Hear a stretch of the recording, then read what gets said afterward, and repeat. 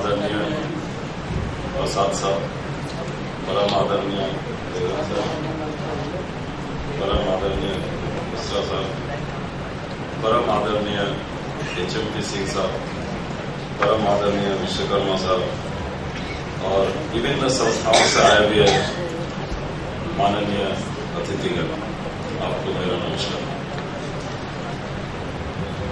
Feroz company limited एक service organisation है जो कि स्टील प्लांट को सर्विस देती है in the areas of handling of slag and recovery of metal.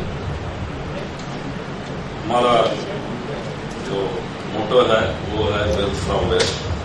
Steel making process में जो स्लैग निकलता है ब्लास्ट फर्नेस में और SMS में, उसे वेस्ट समझा जाता है, वो जीरो वैल्यू समझा जाता है और फिर उसका कंपनी लिमिटेड उसी से मेटलिक रिकवरी करके वापस स्टील प्लांट को देती है, जिससे ब्लास्ट फर्नेस में और SMS में यूज किया जाता है, जिसमें काफी बचत होती है स्टील प्लांट।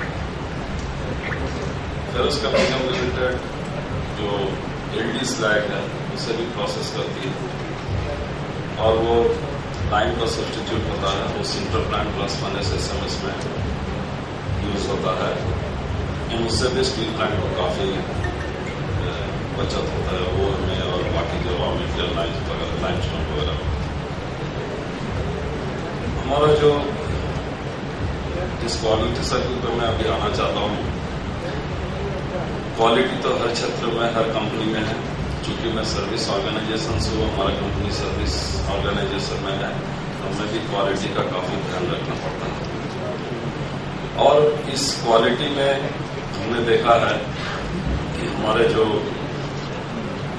लोअर रैंक के जो एम्प्लॉइज हैं उनका काफी योगदान रहता है। कुछ ऐसी चीजें होती है जो हमें कई बार समझ में नहीं आ पाता है, लेकिन वो बड़े सरलता से हमें एडवाइस देते हैं और प्रॉब्लम से हमें निकालते हैं। कई बार हम अपने एक्सपीरियंस में हमने ये देखा है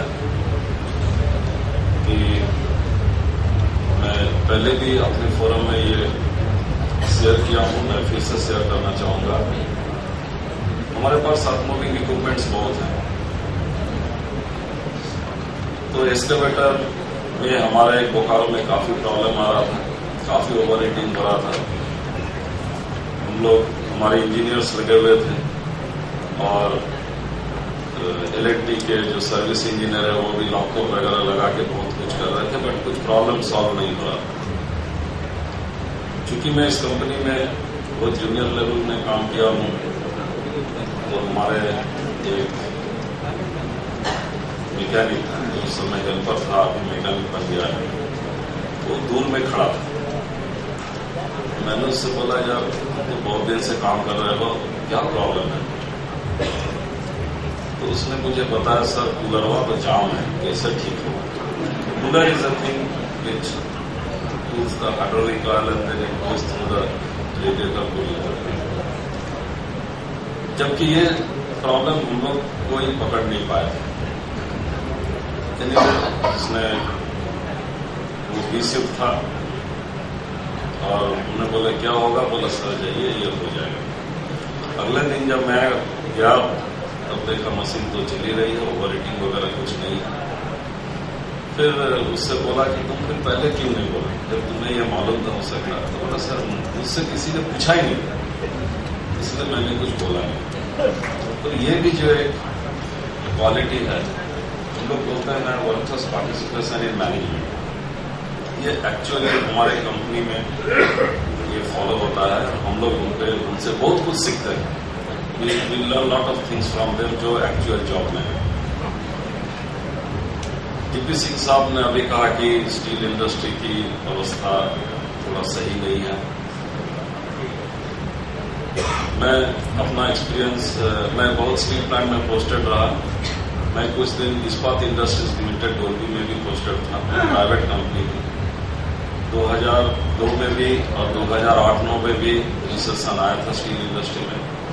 तो हमने ये देखा कि उस समय उन्होंने जो अप्रैल में जून में जो शटडाउन वो लेने वाले थे वो प्रीपोन कर लिए और उसी रिसेशन के पीरियड में उनको चूंकि सभी चीजें चीपर मिला, उन्होंने अपना सेंट्रल प्लान बना लिया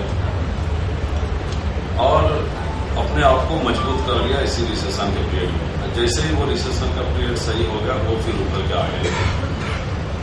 तो मुझे विश्वास है स्टील इंडस्ट्री फिर से रिवाइव हो जाएगा। इसमें हमें घबराने की, चिंता करने की कुछ बात नहीं है। डेफिनेटली हम अपने क्वालिटी सर्कल के थ्रू सर आपस में ये करके हम लोग इसको वापस ला सकते हैं। इसी के साथ मैं अपना माननीय